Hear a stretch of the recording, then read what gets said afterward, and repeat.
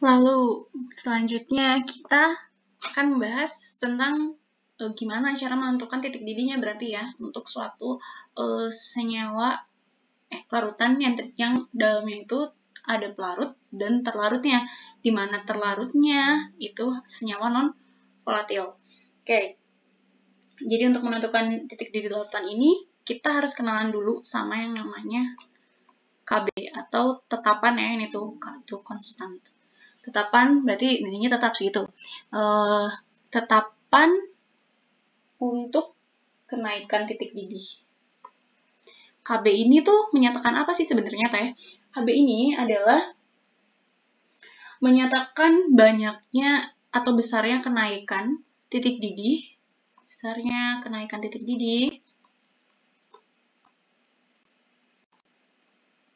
jika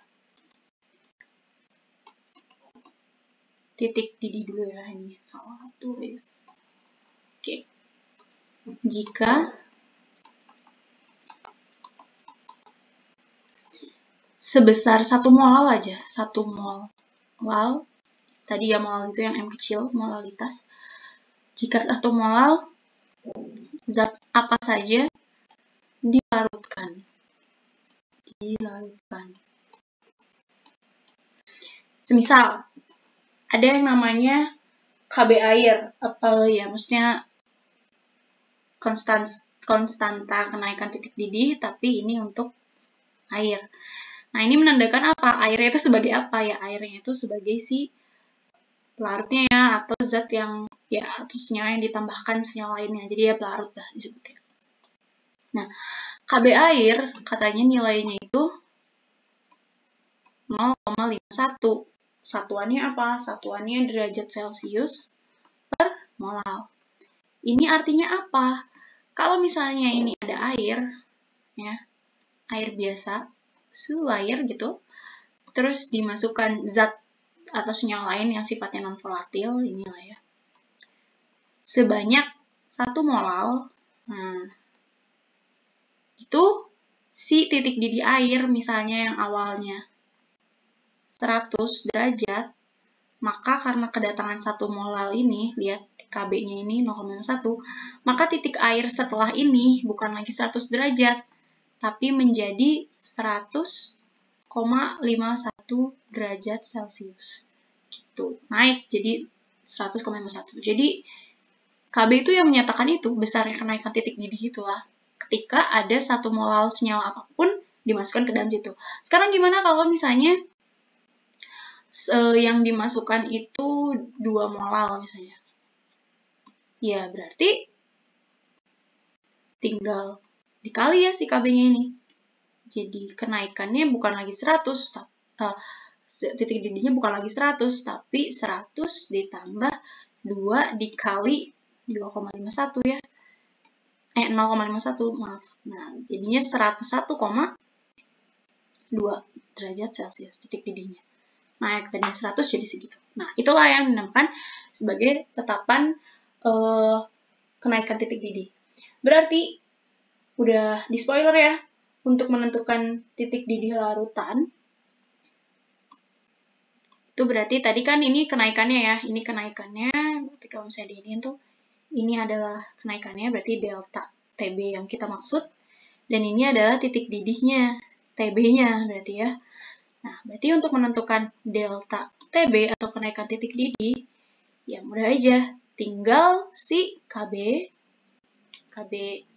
itu dikalikan dengan M, yang mana KB itu ini ditentukan ya, karena dia sudah merupakan tetapan, sedangkan ini satuannya derajat Celcius per molal, sedangkan untuk molalitas itu kita bisa cari persamaannya ya, masih ingat ya, molalitas itu adalah jumlah mol dikali 1000 per P, itu ya. Begitulah rumusnya. Ini dicatat, ini yang untuk delta TB. Sekarang mungkin kita bisa langsung cobain pakai latihan soal ya. Oke. Semisal titik didih Nah, ini ada data sih, mungkin bisa buat referensi. Sebenarnya banyak ya si KB-KB yang lainnya itu. Cuman inilah beberapa yang mungkin sering dipakai, kayak misalnya air, asam asetat, itu cuka, benzen, kloroform, camphor, dan cyclohexane. Ini cuma sebagai contoh aja. Oke, semisal di sini ada soal contoh soal diketahui ada 9 gram glukosa, berarti massa kita tulis aja massa ya, takutnya ketukeran sama molal. Massa glukosa katanya 9 gram. Lalu dilarutkan dalam 100 gram air, berarti massa pelarut ya. Massa air ini adalah 100 gram. Terus dihitunglah titik didih larutan yang terjadi jika diketahui. Nah, yang diketahui MR-nya. MR apa? MR glukosanya adalah 180. Satuannya MR udah tahu ya. 180 apa? 180 gram per mol. Artinya 1 mol glukosa itu kalau ditimbang itu ada 180 gram. Dan tetapan kenaikan titik didih untuk air, di sini dia makainya 0,52. TKB-nya ya. Nah, tetapan ini juga beda-beda kan kalau di sini nih. Ini kan 0,51 ya. Yaitu mungkin kayak sejenis perbedaan koma aja. Di sini KB-nya 0,52 derajat Celcius per mol. Ditanyakan apa? Ditanyakan tadi ya, kenaikan titik didihnya. Ditanyakan titik didih setelah ini ya, titik didih larutannya berarti setelah menjadi larutan. Nah, kita juga tahu kalau misalnya boiling point awalnya itu adalah 100 ya. Jadi kalau titik didih larutan ya 100 ditambah kenaikan titik didihnya. Jadi kita jawabnya yang pertama harus kita tahu apa? Kita cari dulu ya untuk menentukan titik didih itu, untuk menentukan delta TB kan. Itu butuh KB, KB-nya udah ada, nilainya udah, dikali dengan molal. Nah, molal ini yang tidak ada, maka kita cari dulu molalnya. Molalitas glukosa adalah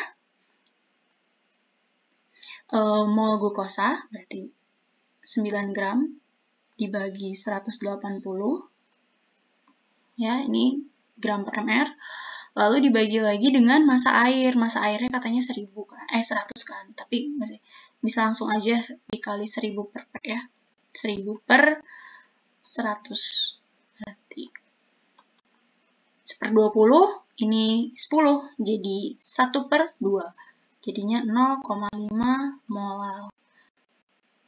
Inilah si molalitas glukosanya. Sekarang berarti kita bisa cari? Bisa dong. KB-nya berapa? 0,52. Dan ternyata molalitas gulanya 0,5. Jadinya 0,52 dikali 0,5 ya, dikali sekang aja ya. Jadi 0,26. Apa? Derajat Celcius. Ini tuh baru apa? Baru kenaikannya. Tapi yang ditanyakan adalah titik didih setelah menjadi larutan ya. Kenaikan titik didihnya ini. Berarti ini belum selesai. Harus dijumlahkan. Jangan lupa ya, jangan terburu-buru kalau mengerjakan soal. Nah, berarti titik didih boiling point-nya, atau kita sebutnya TB aja ya. TB, itu TB0-nya. TB0-nya itu berapa? 100 ya, ditambah delta TB-nya. TB0-nya 100, ditambah 0,26. Jadinya 100,26 derajat Celcius. Begitu.